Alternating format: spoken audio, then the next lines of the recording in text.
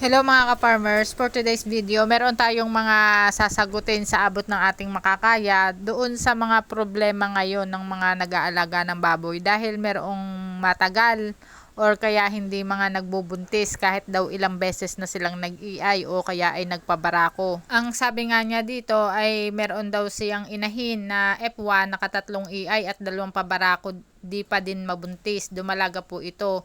Ano daw bang pwedeng gawin? Pwede na daw ba yung ibenta kapag ganun? Kaya napaka-importante mga ka-farmers na kapag kayo ay pipili ng gagawing inahinin, ayan ay kayo ay kukuha ng magaling pumili dahil meron nga yung mga criteria na dapat ay ma-reach nung inyong pipiliin na baboy. At kapag gagawin nyo ang inahin mga ka-farmers ay hindi pwede yung bara-bara na lamang sa pagpili porket maganda yung katawan o yung forma ng baboy ay okay na.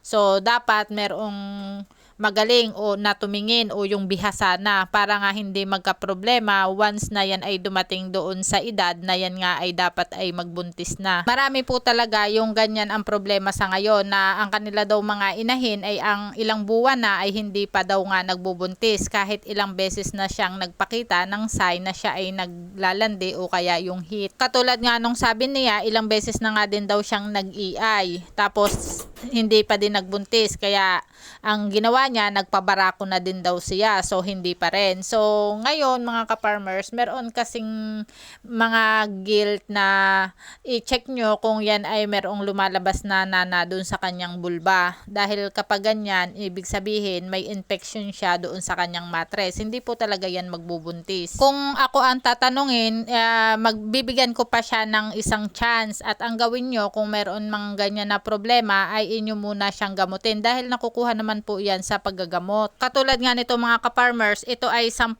guilt na selected namin pero habang tumatagal nire-reject namin dahil hindi nga siya magandang gawing inahin. At kapag napansin ninyo mga ka-farmers na may lumalabas na puti o yung nana doon sa ari nung inyong mga alagang baboy, dapat nga yan ay inyong gagamutin. Pwede kayong magbigay dyan ng oxytetracycline o kaya yung Tetra LA para nga magamot yung infection doon sa kanyang mattress.